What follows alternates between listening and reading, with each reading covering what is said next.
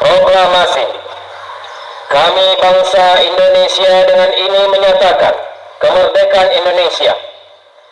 Hal-hal yang mengenai pemindahan kekuasaan dan lain-lain diselenggarakan dengan cara seksama dan dalam tempo yang sesingkat-singkatnya. Jakarta, 17 Agustus 1945. Atas nama bangsa Indonesia, Soekarno-Hatta.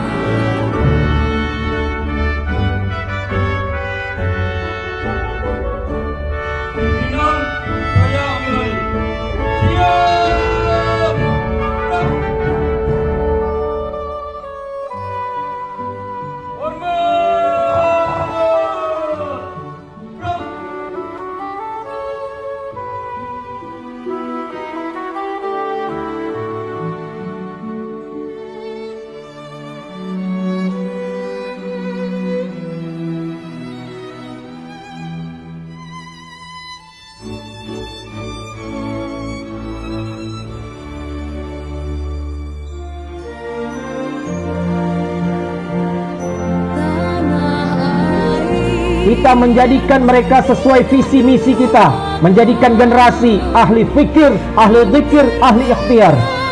Maka inilah yang kita sebut mencerdaskan kehidupan bangsa.